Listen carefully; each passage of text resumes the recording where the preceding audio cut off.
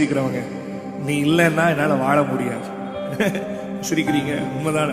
நீங்களே சொல்லியிருப்பீங்க, without you I can't live அப்படிலாம் சொல்லியிருப்பீங்க, இப்படியெல்லாம் பேசியிருப்பீங்க.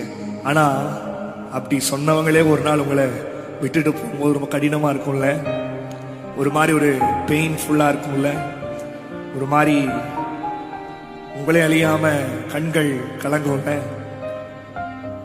ஆண்டவர் சொல்லியிருக்கிறாரு, நான் உன்னை ஒருபோது விடவே மாட்டேன். ஆனா நம்ம அதை நம்புறதில்லை.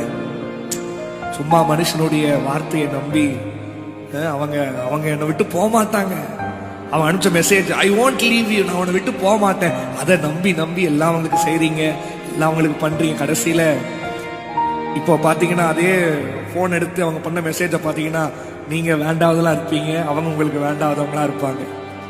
அதெல்லாம் யோசிச்சுப்பா. ஆண்டவர் சொல்றாரு, நான் உன்னை ஒருபோதும் மறக்க மாட்டேன்ப்பா மகன், நான் உன்னை ஒருபோது விட்டு விலக மாட்டேன். என்ன நீ பார்க்கவே மாட்டேன் இன்னைக்கு சொல்லி, ஏசப்பா இத்தனை நாள் நான் யார் யாரோ போதும் நினைச்சிட்டு இருந்தேன், யார் யாரோ எனக்கு வேணும் நினைச்சிட்டு இருந்தேன், சந்தோஷத்திற்கு நான் நிம்மதியா இருக்கிறதுக்கான இன்னைக்கு தான் எனக்கு தெரியுது நீங்க இத்தனை நாளா என்ன விடாம இருந்திருக்கிறீங்கன்னு. இன்னைக்குதான் அவர் விடாம இருந்தனாலதான் நீ இவ்வளவா இருக்கிற, சுகமா இருக்கிற.